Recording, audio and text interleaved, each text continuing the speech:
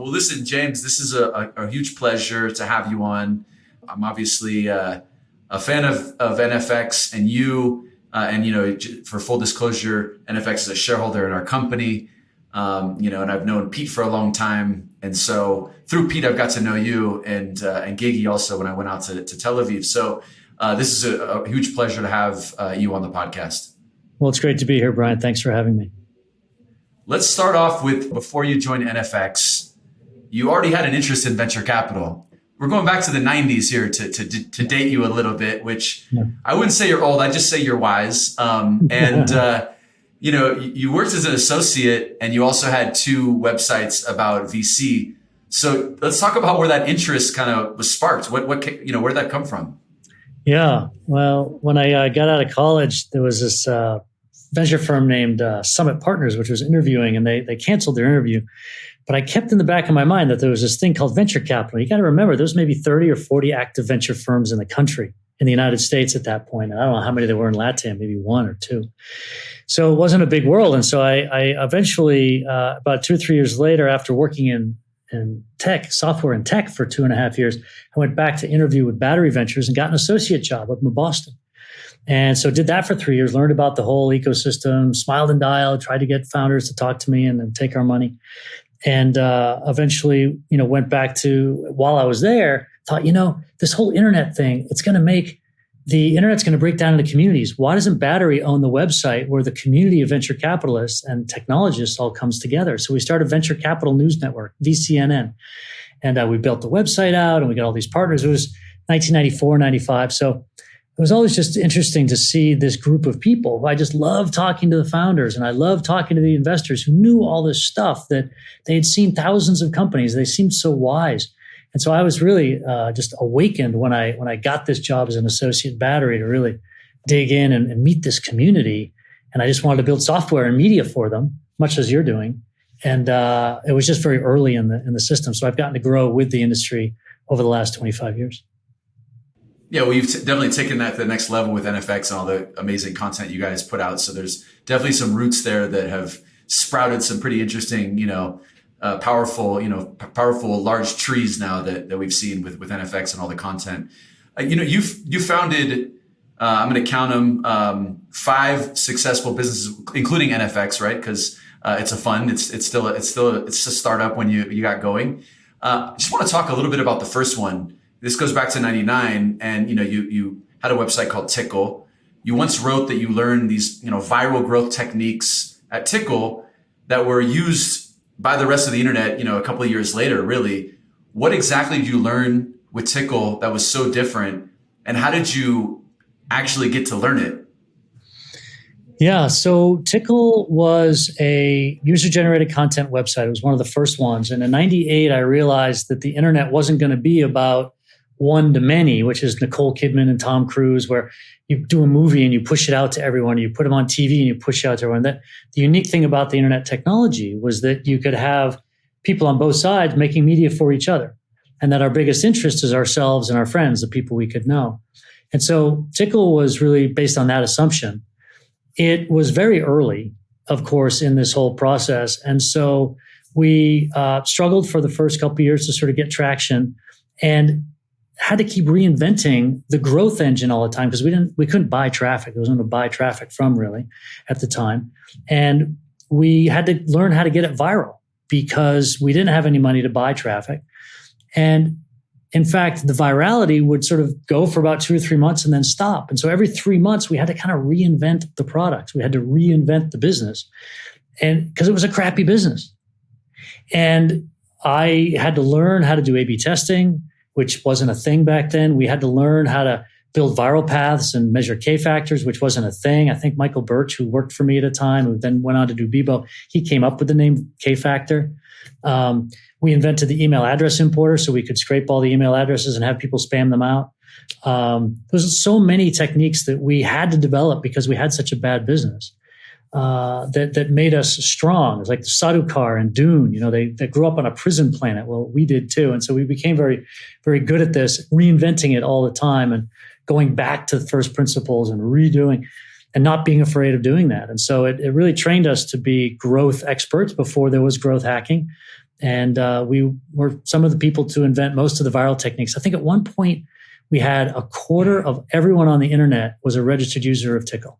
That was 150 million users when the internet was 600 million people. So on the one hand, I benefited from having a crappy business that had to be reinvented. On the other hand, I benefited from the fact that it was so early in the time of the internet that even someone with my talent could do pretty well.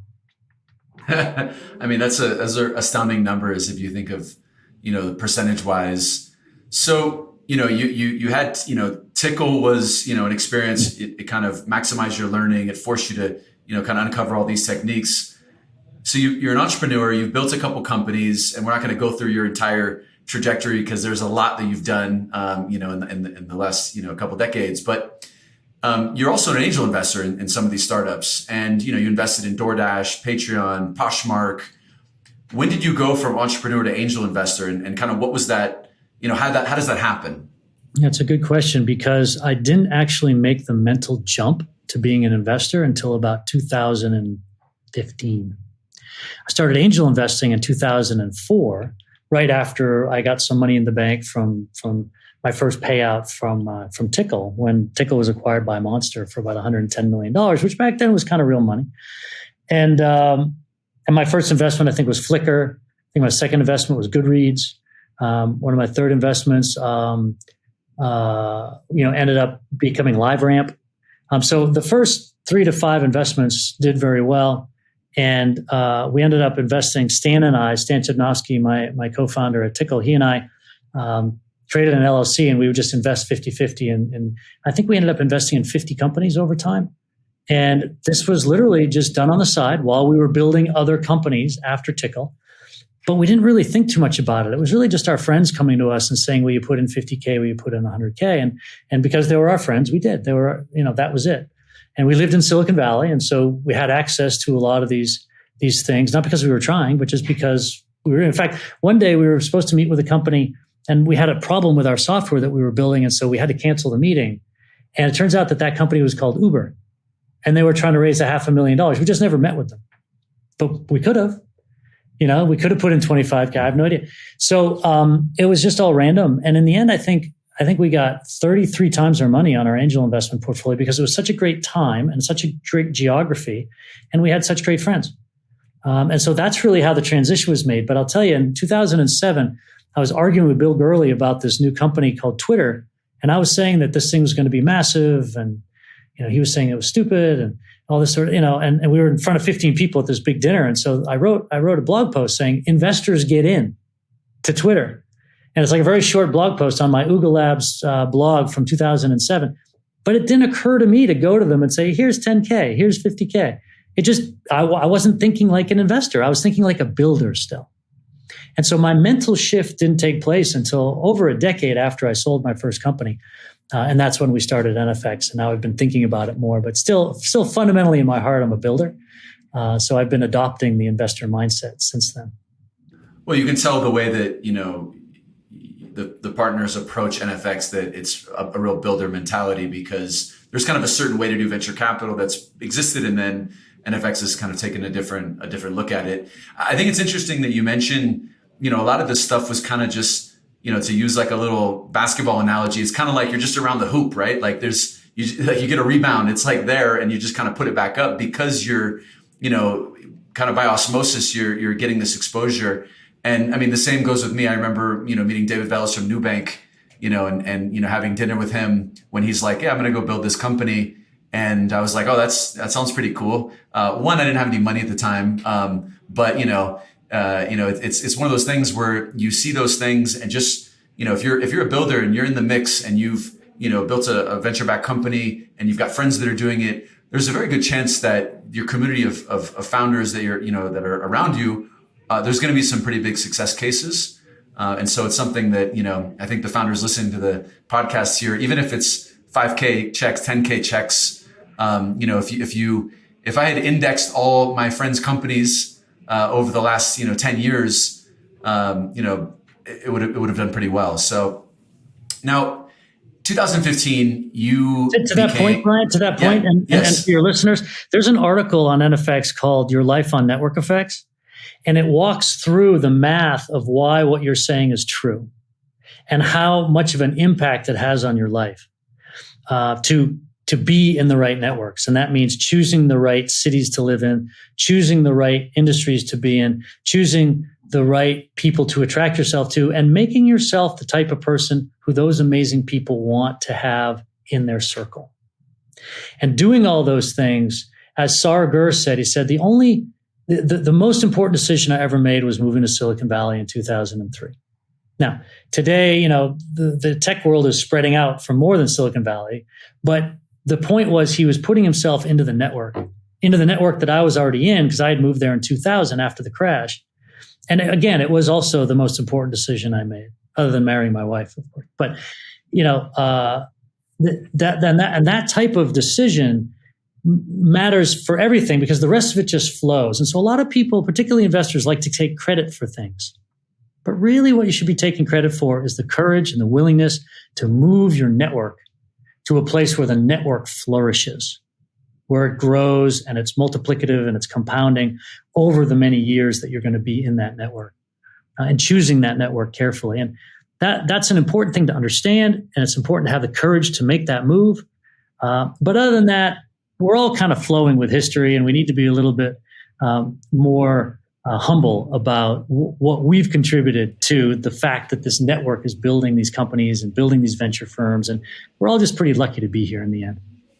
I love how you bring up this article, because I literally have this article bookmarked, because I was going to ask you about this article specifically. And, I think that you kind of anticipated that question, but I wanted to kind of take a step, go a little deeper on that. How do you think that relates to the kind of current state of affairs where, you mentioned that Silicon Valley is a different place now and the world is becoming, I guess to use some Thomas Friedman, the world is flat now and there's more activity cross border and it's not so, Silicon Valley is kind of the cloud now. So what are the takeaways for kind of the audience listening that, might be not based, I'm in here in Mexico City right now. You can see behind me, I'm actually at La House's office, a co-investment of ours. And so it's what's the takeaway here? Picking up and moving to Silicon Valley is not really practical for a lot of people, maybe that are in Latin America. So what are the takeaways for aspiring entrepreneurs that are based in Latin America? Yeah. So a city is just a network. So think about, and when you move to a city, you're joining that network. And then through serendipity, you're going to get embedded into friendships and companies and relationships because you're physically living there. And that's been true since the beginning of time when humans started cities. But there are other networks that you can join. There's Discord servers. There's Reddit communities. There's mailing lists. There's whatever is in your city that you're living in. There's newsletters around the particular market spaces that you're in. There's Twitter, and so there's lots of networks you can now join that have been digitally enabled that didn't exist 15 years ago, that are taking the load off of the traditional network we all joined, which was the city we were in. Now, that being said, we should be excited about this, but we should not underestimate the serendipity of physical location. That the personal touch of humans and how we communicate and how we build trust, you still are going to want to be in physical places with people, interacting with them. And so that won't die, but it won't be as concentrated as it has been over the last 30 or 40 years in Silicon Valley. That's going to get more distributed, but you're still going to want to fly. You're still going to want to break bread.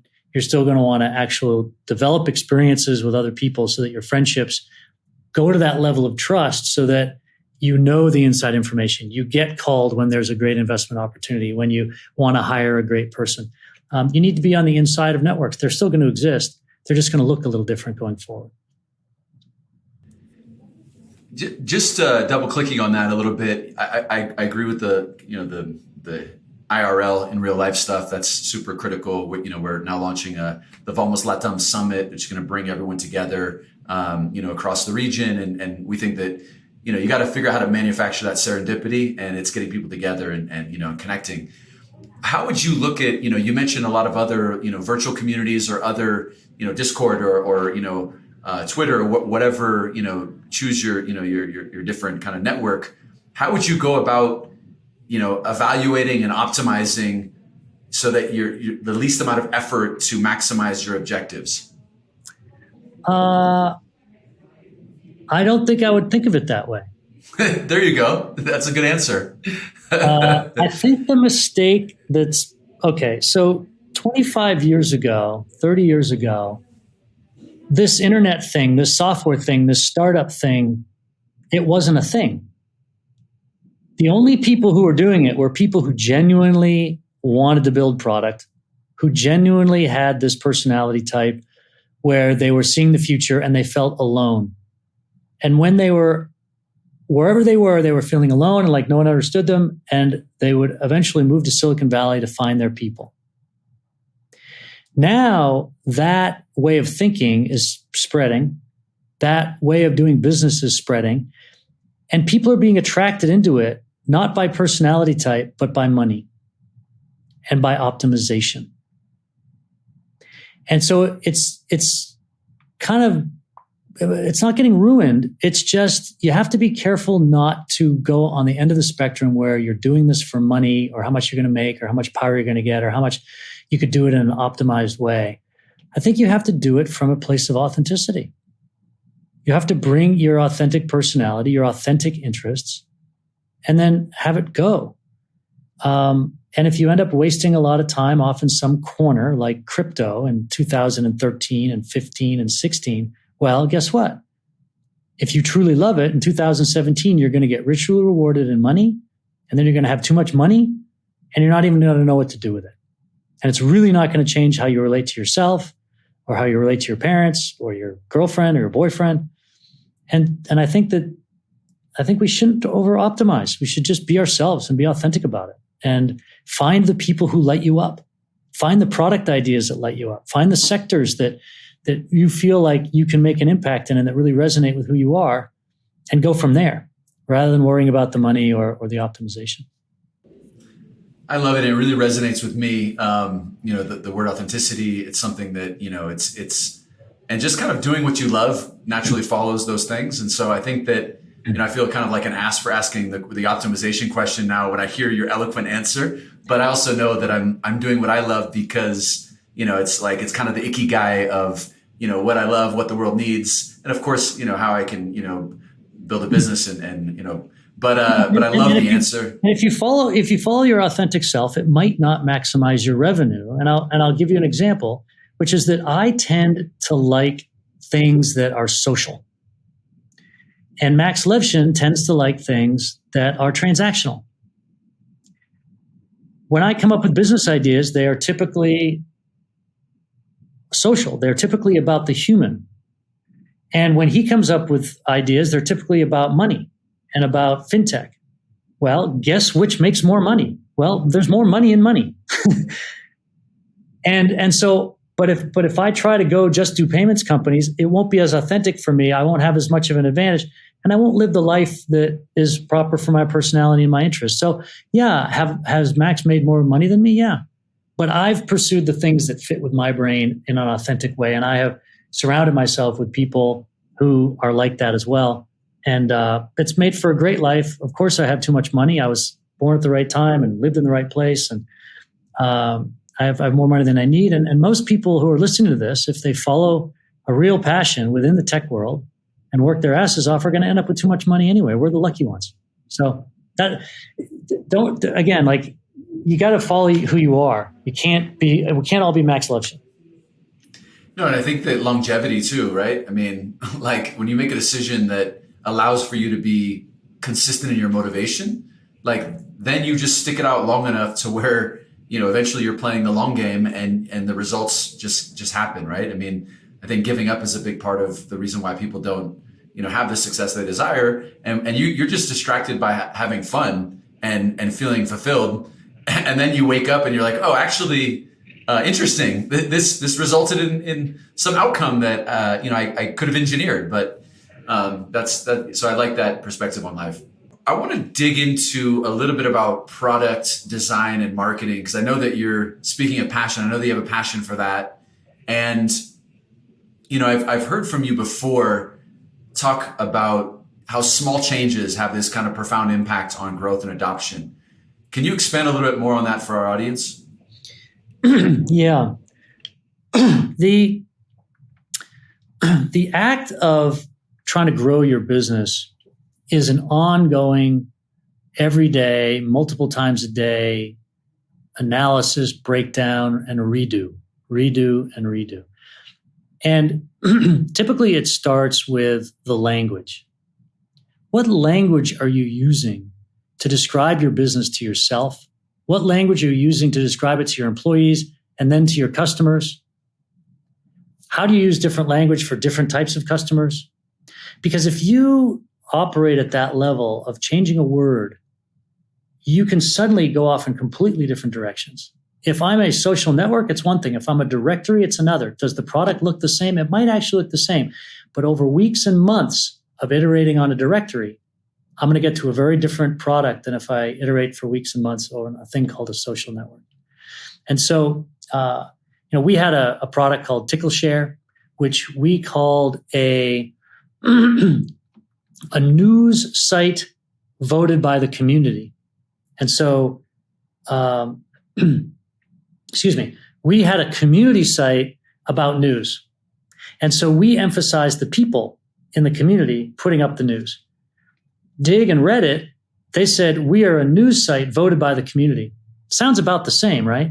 And in fact, the features are all the same. The interface is all the same. The difference was that the number of votes that a news item gets was the thing that was in big letters, took up more pixels on the page versus how many votes and who voted or who posted it. That was small on Reddit and Dig. And for us, it was the person who took up the most pixels.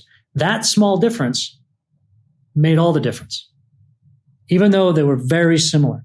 And so you have to, as a founder, be looking constantly at the very details, the nuances of every choice and every element and every word and the balance between things, the emphasis, putting the right emphasis on the right syllables. You've got to be constantly rebalancing and reanalyzing that to find your optimum growth rate. And if you aren't growing really quickly, then you need to keep making significant changes to what you're doing because you are too smart and too valuable to society to be doing something that's only growing okay. You need to really shoot for greatness. You need to shoot for something that's explosive because it's not worth your time otherwise. Plenty of people to do things that are not explosive. They don't have your courage. They don't have your intelligence. They don't have your connections. So you've got to use all those things to its greatest effect. So constantly pursue tremendous growth, like 50% a month, 100% a month. In our case, sometimes we would be growing 250,000 users a day. And once I knew that it was possible to grow 250,000 users a day, I was never satisfied with anything less after that. And that is what allowed us to get more and more viral, more and more better at growth, more and more great at looking at the very details and unlocking them step by step mathematically until we would get to tremendous growth rates. And we got, I think, 14 companies that grew to over 10 million users over the course of product design and development over 14 years. Wow, it makes me want to ask a question. This is more of like for personal interest. We are now kind of just starting out building our kind of content team and, a bit of marketing. And there's a temptation sometimes because I've seen it work for certain companies or people to just do like lots of quick hit content and just like flood with tons of content versus doing like more long, thoughtful pieces. And there may be like some, an opportunity to grow faster. But, and obviously this is a very like high level kind of question. And you probably have a bunch of other questions, to expand on my question. But what are your general thoughts about that? I mean, I look at the pieces at NFX and they're just so thoughtful and deep. They're deeper. What advice do you have for us on that? Because we want to be super useful to founders. That's our North Star in Latin America. And we want to democratize more access to information and build a large audience. So what is your kind of quick reaction to that? Yeah. It's a good question. So there's two ways to look at how you want to go about producing content and getting viewership. One is, what is your authentic voice? Because some people are really good at tweeting. Some people are really good at short form. Some people are really good at long form. You need to find out what you're good at. Some people are good at video. Some people are good at audio. Some people are good at making little cut videos of themselves, like a TikTok or a Vine or something. And you need to find what format best fits you, your face, your voice, your tone, your way of thinking, the way language pours out of your brain. And don't try to fight it. Boy, I'll tell you, if I were a great tweeter, life would be so much easier. But I'm actually what I'm best at is long form. And so that's what I do, long form. But I'll tell you, I've tried to tweet and my brain doesn't produce language that way. It's a very special medium. Very few people are really talented at it. Those who have been talented at it have reaped tremendous rewards over the last decade, 15 years. But that's not me, unfortunately. It'd be easier for my staff if it were. Number two, you have to figure out what your needs are. We raised a venture capital firm, and therefore we have 10 years of management fees. We don't need to get a quick hit. We can play the long game. Most startups aren't like that. You need to show traction in the first 24 months because that's about how much capital you typically have. And so our needs allowed us to play the long game, which actually fit with our personalities, which is we're better at long form than we are at short, quippy form. And the other thing I would say is that none of us really have the personality type to, be narcissistic and try to get lots of attention and, use hyperbole to try to shock people. Some people are like that. There are some VCs who do that, and they get a lot of viewers and listeners because of that. And that's not me, whether it's hustle porn or other things that they like to do. And that is also not me. So I was incapable of doing many of the things that might get more traffic. And it also didn't fit with the needs of our business model. So we had something that worked together for NFX. Okay. And you just need to look at those factors in what you need to do as you think about your content strategy. For us, our business, we invest now and we'll probably get returns 10 years from now. We're now 5 years into NFX, so we'll be getting returns from what we do now 10 years from now. And, in 2032. And so we need to be playing the long game. So we thought that evergreen content of the sort that we do, which is very thoughtful and hopefully can be read 10 years from now and still be useful, really fit with our business model. So we were lucky in that way. I'm hearing definitely an authenticity theme here and doing what is natural to you and fits your kind of MO. Speed is something that, you've talked a lot about, and you also have this kind of term, fast moving water, right? And as in kind of small and nimble beats large and sluggish every time. And founders need to have that capacity of making that mind shift to creativity and shift their company's focus to meet the market needs. Could you talk a little bit more about that, and where do you see this fast moving water running through today? Yeah. So the term fast moving water is a term we use with our founders to help them focus in and get a sense of where the energies of the world are going to propel them. Because if you get into a slow moving piece of the earth, think of technology and markets as a river. And there's going to be pieces of the river, slices of the river, where the water is moving faster around rocks or something. And you'd rather be in the fast moving water than the slow moving water, or even the eddies, which might even be going backwards. And if you find yourself in an eddy, you need to violently move your company and your mindset out of that into something that's more fast moving. And this is true before you start a company, when you're thinking, what idea do I really want to pursue? And you need to make sure that you've appropriately thought through where the world's energies are moving so that they will help you, not hinder you as you go forward. These startups are so hard to begin with. If you're fighting the current, it's nearly impossible. So you need to kind of hook a ride on a quick moving current. And then once you've started your company and you've got your 10 employees, you've got your 25 employees, you may again need to be moving that into the faster moving water. The fastest moving, you always want to be moving into the fastest moving water that you can get to from where you are today. And that courage to tell your employees, I know you came on to do this business. We're going to do a B2C thing, but we need to move to B2B. They're going to say, but it seems to be working. Are you saying that I wasn't doing a good job in the last 6 months? I mean, I moved the numbers like you said I should. You're like, yeah, you moved the numbers, but it's only good numbers. We need great numbers, right? We're a startup. We're shooting for the moon. We want to go into the fastest moving water, not in this okay moving water. Taking that move as a founder takes a tremendous amount of courage. And we use that phrase with them to give them the courage that they should be in the fastest moving water, in the fast moving water. And so you need to keep asking yourself that phrase. Mark Zuckerberg had he had a $200 billion valued company, and he saw the faster moving water was in texting. And so he spent 10% of his company on a 50-person company called WhatsApp. He had been in the fastest moving water when photos were the thing back in 2004 and 6.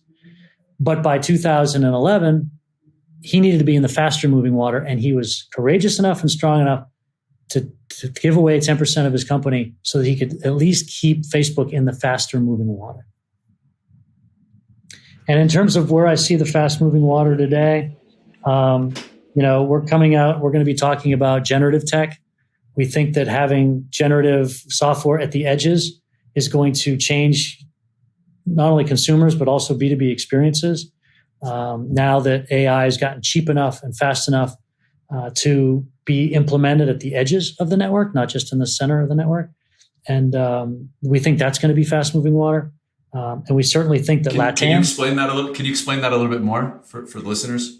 So if you look at something like a DALL-E, DALL-E, or if you look at GPT-3, both coming out of OpenAI, if you look at what Figma is doing in terms of their new features, where it helps you generate from 0 to 1 these new ideas about what your website could be designed at.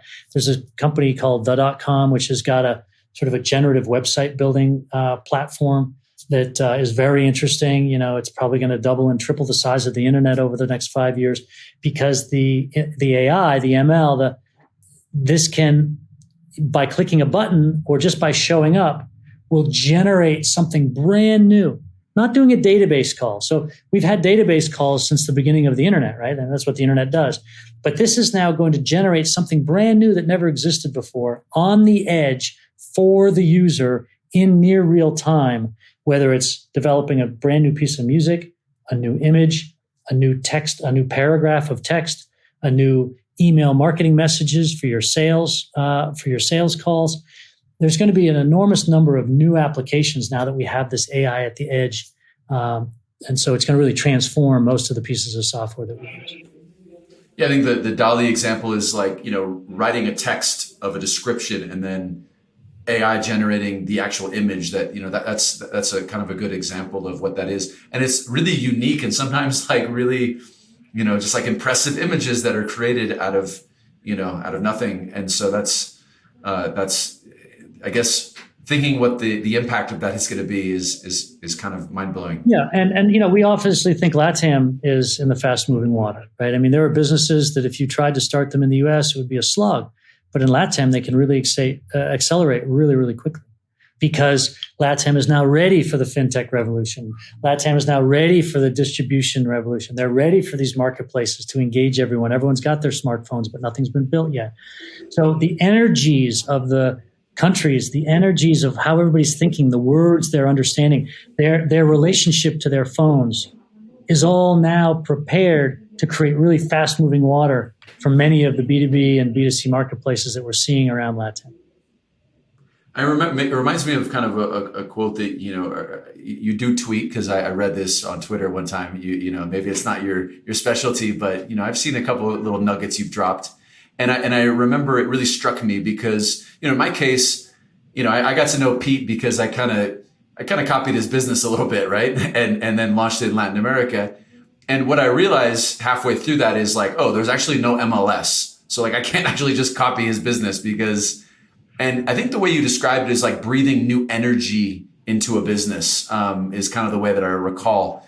Can you elaborate on that and maybe the relevance of that for the LatAm kind of startup ecosystem? Yeah. So The way I've realized it is you can clone somebody's business, or you can try to create something brand new that no one's ever seen. And if you clone, you're probably going to get it wrong. And at least in the US, people will sort of disparage you for cloning and not coming up with something new. That's the culture up here. If you try something brand new, it's really unlikely to work. People will say, attaboy, keep going. But no one will actually use it because it's brand new. And it tends to be a real slog. You're taking a lot of market risk because you don't know if the market even wants what you're building. It's like a new idea. And so there's this nice middle ground. There's a Goldilocks zone where you bring new energy to a business that's already working. So it's not quite cloning, but it's not doing something brand new. And the biggest companies you know have all done this. So Google comes out in 1998 with a blank site and just a search box. And everyone said, oh, it's so brilliant. Well, you know what? InfoSeek had done that 3.5 years earlier. InfoSeek had done scraping. InfoSeek had done spidering. Google came along with a better name, with faster servers, a somewhat better search engine. It was about 10% better than Alta Vista at that time. But they were just breathing new energy to something that was already working. And in fact, they came very close to almost cloning, but there was enough new energy there with a crazy name like Google, and this search took 0.29 seconds, and figuring out that they should distribute their search out to AOL and other places where people were searching. There was enough new energy that they were able to make a go of it and end up dominating the world. Same thing is true of Facebook. It was probably the 100th social network with the same 5 features. But because they had real names and because they started at college, they're actually the 4th college social network that ever launched. And in fact, as the movie The Social Network showed, like Zuckerberg was copying. He was stealing and copying at the beginning. And then he got going, and then he was in the position to do some new things after that. But to get going and to get to be a $100 billion company, he basically just brought new energy to something that was already working in that Goldilocks zone. And so I would suggest that founders should look in that Goldilocks zone to find new businesses. Yeah, when I met my co-founder Gina, we were both at On Deck, and I'd met Eric Torenberg, and we were kind of inspired by a lot of the stuff that he was doing at On Deck. But the vision that we had for Latitude, and that we're still in the middle of figuring out, is the opportunity was not in the education business, and that wouldn't be like a leading revenue. It was the opportunity to solve founders' problems that existed and reduce friction for them. And so there's more of a software component rather than just like an education business, because that might not be as large or an opportunity in Latin America that maybe the same it is somewhere else. And so I think that, one question I have, if you look at Latitude, we're kind of this weird mix of like, this education, we have the software products. It's, we've got, the company formation products and a handful of other things that are, the software stack. And then we also have this little investing piece. How do I know if I'm doing too much? Like, I feel like these things fit together. And since you are the network effects guy, and I see these network effects happening, I see the founders coming in, I see the nodes being grown and the connections happening and people helping each other, and a lot of that serendipity is being manufactured. And then I see the opportunity to listen to the community and then solve problems for the community, and then, build a business by doing that. And then, seeing an investment opportunity because we're seeing companies really early. So what's your advice to me? Because sometimes I feel like our hair's on fire. We have got all these different things going. I'm sometimes having to cut out stuff because we're like, okay, we tried this. It's not got enough traction. We try to program. We're not gonna do something for like later stage companies. It's not our focus. So how do you manage the chaos of that, where you have maybe product market fit on one thing to a certain degree, and then you're testing something else, you don't have product market fit there. How do you not boil the ocean? Because focus is always the obsession for early stage founders, but at the same time, leverage the network effects when you have multiple things that kind of help each other grow. Yeah, it's a good question. We have a concept we call broad, narrow, broad. And so when you start a company, often you need to go broad. You need to do a lot of different things in order to find out what's really working. In particular, what's really working and what has a network effect. Once you've identified that one thing, then you need to go narrow, meaning you need to stop doing everything else and just focus on the thing that's working. And then once that gets going and that gets some momentum, then you can go broad again and start doing what we call reinforcing. So if you go on NFX, there's an article called Reinforcement, which should get a lot more traffic than it does. It's a very important concept because once you've got the core thing working, that's going to work no matter what, then you can start reinforcing that. And you said, I've got this one thing, but then this other thing helps it. You're absolutely right. So example would be, Facebook's got Facebook and then they add Facebook classifieds. And they tried it 5 times before it worked. But they reinforced their direct network effect with a marketplace network effect, two-sided marketplace network effect. And now the fact that both are there gives people more reason to go back to Facebook and serendipitously run into things they could buy or people they can read about. And so, but they did that, 20 years after, not 20 years, but 15 years after they were going, and they already had something that was really strong working. So the point is, don't do too many things at the beginning so that you can't notice the one thing that's the most important thing to make work. And then when you notice that one thing, clear out everything else, just do that one thing until you can start reinforcing and going broad again. Yeah, I like it. I found myself with the team talking about this, and like the visual that I gave everybody, which is, I don't think it's a very good visual, but it kind of helped me visualize it, is it's like 100 hourglasses stacked on top of each other. It's like it kind of like gets wide, then it goes narrow, then it gets wide, and it's just like you kind of repeat that process.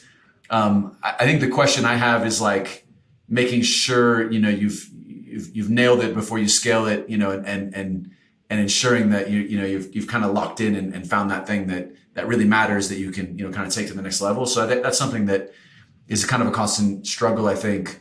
And then there's the other mistake that you can make, which I made in my last business, where I found something, we like optimized the heck out of it, but we were too narrow in our thinking for too long. And then we let the competitors in, kind of just walked in, the back door because it was wide open. And that's another mistake that I think, the complacency of being a leader in the market, you've got to make sure that you can challenge yourself. So it's kind of an interesting balance. You can't stay narrow too long, and you have to be aware of the other fast moving water. Yep. You have to move yourself to that fast moving water. And often you have to set this up culturally with your team too, because otherwise they're going to tell you, you mean the last thing I did for the last year is useless? I'm mad at you. And you have to say, yes, it was useless, but it's not useless because we're all here. We're on the team. Let's go forward. You've got to set it up culturally so you can open back up when it's time to open back up. Yeah, you've got to have that mantra of the only constant is change in a startup, and you got to drill the message home. Otherwise, people feel a little bit like they're unappreciated because they put energy into stuff, and that's exactly. It's about managing expectations, right? That's what a lot of leadership in startups is. Yeah. Instead of Brian keeps changing his mind, it needs to be Brian is leading us over to the fast moving water, and that's really good for us. That's exciting. I'm going to borrow your fast moving water because I literally recorded a short little video yesterday, and it was literally on this topic. And so you're making me feel, one, I don't know if we're doing everything perfect, and I think that we may need to stick one thing out a little longer before we test another thing. Maybe we're trying things too early. But at least you're making me feel smart that I'm doing it the way that makes sense, and these are a couple of decades of experience, so it's good to hear that. It's validating to hear that. Yeah. I want to we've got another kind of 5 or 10 minutes here, and before we wrap up, I want to ask you something around. There's some great content on NFX with the different types of network effects, and I think that you mapped out 16 types of network effects and counting. What is the most common perceived network effect that's not a network effect that people think is a network effect in startup land? If there's anything. There are two things, data network effects and viral effects. Viral effects are not network effects. Viral effects are about getting new users for free from your existing users. And when people hear network effects, they think that's what we're talking about. And it's not true. It's not even close. And I've been explaining this to people for 10 years, and I have to say this every time because people just are confused. And even when I tell them and they nod their head, they still don't get it. It's a very different playbook. Okay, so first of all, network effects are not viral effects. Secondly, within network effects, a lot of people think, oh, I have more data I have, the better my algorithm. That's a network effect. I'm like, it's not a very powerful network effect. And so I often get a lot of people coming to me and saying, well, I've got this data network effect. I'm like, nah, not really. There's very few companies with true data network effect. A company like Waze would be the one we could point to and make it obvious what a real data network effects looks like, because those data, that piece of data, which is, the traffic data, that changes every 15 or 20 minutes. And you need tens of thousands of people in the geography every 10 or 15 or 20 minutes to keep refreshing that data. It's really hard to get 20,000 people in the same 5-mile area, to be populating the data. So Waze does really have a data network effect. Almost no one else does. And so that's the biggest misconception, is I've got this data network effect. I'm like, no, you just have a computer and software which records all the data. Don't just automatically conclude it's worth anything. I think that's really useful, because it's easy to fall into some traps and kind of, sell yourself on an idea that, really doesn't have the compounding effects that network effects have. How are you, let's get into, some of the ways that NFX helps its portfolio companies, and, how is the help different from supporting any other startup? What, when you look at network effects businesses, what are some of the best practices and metrics that you follow? And on the contrary, I guess we already kind of covered the mistakes. So let's focus on the positive ones that actually yield those results, and how in practice NFX does that. Yeah. So there are tens of different types of metrics that we look at in measuring all these different network effects businesses. And you're right, we've identified 16 different network effects, and there's playbooks for each of them, and how you bring them into your company, how you design for them, how you shift the language and the flow of the software to bring them in. The typical, the big three are the direct network effect, like a Twitter or Facebook, the two-sided marketplace network effect, like an eBay or an Amazon marketplace, and the platform network effect, like a Microsoft OS or an iOS or a Salesforce Force. They built a platform where all the developers develop the apps on top of your operating system. And particularly for B2B or even biotech, the biggest available network effect is around this platform network effect. And so those are kind of the big three. And then there's a bunch of others. Obviously, with things like Bitcoin, you've got a big belief network effect, where the more people believe, the more valuable it is, period. But that's hard to maintain, and certainly hard to generate.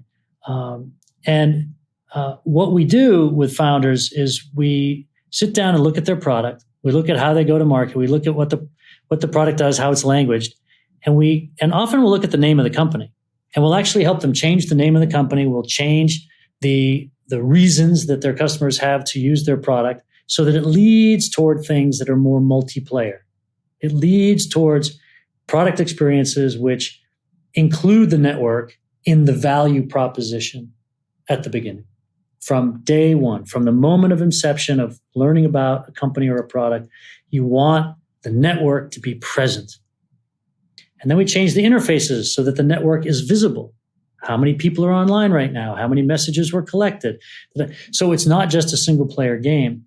And then we get into profile development. We get into, messaging and cadence of messaging to keep that network feeling alive, which exists in a lot of things like Craigslist and Facebook instinctually, just basically, but needs to be manufactured into many other businesses. Like if you're doing a loans business in LatAm, or how do you bring this network effect concepts into it?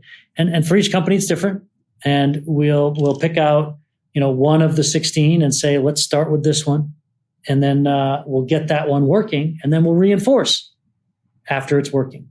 And so that's generally the process. And each time it's different every time, but more and more we've got sort of a checklist and a narrow playbook so that we can very quickly do it with the founders over the course of 5 or 6 meetings. I love it, man. Well, I'm excited, to dig in more with you on our business as well. And, there's a lot we can learn from, all of the frameworks that you've developed and the experience that you've had. And so I'm excited to discuss that with you in more detail.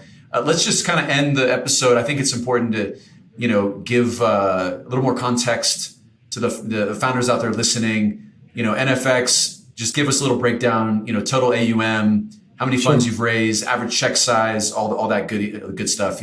Stage and sector, et cetera. Yeah. So we're kind of the top seed venture firm. We've got a $450 million fund, a total of $1 billion under management. We just do seed investing, so we're looking at sort of $1 to $3 million checks. We have a staff of 55 people. We as GPs don't take salaries, so we're using all of the management fee to hire people who can help you, the founders. And we help with PR, and we help with helping you design and build your next deck. We've got a person who's going to be there for follow-on financing processes to help you with all the details around that. We've got people on the culture side, on the compensation side, legal side. We've got a lot of staff members who are there 24/7 to help you with your business. So think of us as sort of a seed Andreessen Horowitz. And, we've been at this now. We've been a venture firm since 2017. We've got 5 partners. We've got 3 principals, and then the rest of the folks are on staff. We've got a data and software team of 20 people. So we can go out and help you understand your context and your competitive set once we've made the investment. And we certainly use them to help us decide who to invest in. It's just a big, our aim is to be the best seed VC in the world. So we want there to be YC at the YC and you guys in LatAm, YC in the US. And then we want to be the number one seed firm. And then companies like Andreessen might take the number one spot for the Series A. But that's where we want to be. And that's what we're aiming to do. We've made about 120 investments. We've got about 350 founders in our guild, which is, what we give the name to the portfolio. They're all sharing with each other. They're all sharing KPIs. We have a big thing in June called Solstice, where people fly in and we have this great event north of San Francisco. And it's like the NFX burn. It's like a Burning Man for NFX.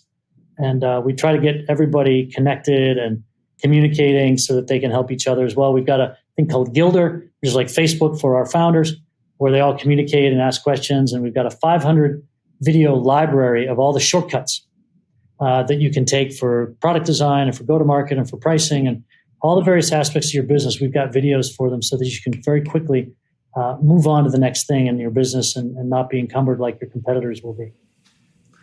Man, that's incredible. I missed the Solstice. I was on vacation, but I'll definitely be there next year. And I did see your guys' little team gathering at Pete's house in Sonoma, which looked pretty awesome too. So I loved how you kind of summarize your position in the market, and it was a logical step for us to partner with NFX, given kind of where we're focused. And then, Andreessen kind of, connected as having you as co-leads. So we're really happy to have you guys as shareholders and excited to continue to kind of disrupt this venture-backed ecosystem and really just remove some of these barriers and friction points for founders, which we're both highly aligned in that. And we're just approaching it slightly different in a slightly different geography. Even though for those listeners, NFX has been investing a lot more in Latin America. I think we've co-invested on I'd say 5 or 6 deals recently. And so that's something that Pete's actually coming down to our Vamos LatAm summit. And I'm going to interview him on stage there. So it'll be a great opportunity to kind of, cross-pollinate a little bit more. And man, thanks for coming on. It's an awesome conversation. I feel lucky that I get to have these chats with people because I get to hear and learn from all these really smart people to my benefit. And, this started about, a year and a half ago, just because I was at my apartment, or my house, and I wanted to learn from other people. And then I said, why don't I just hit the record button? And so this is an extension of that. And so it's a privilege to have you on. Well, we're privileged to be investors in you, Brian, and we really love what you guys are doing. And it's such a great scalable way for us to spread the word to founders to live this founder life, not to work for a big company. So hopefully that works. Love it, man. Almost LatAm and appreciate it. Thank you.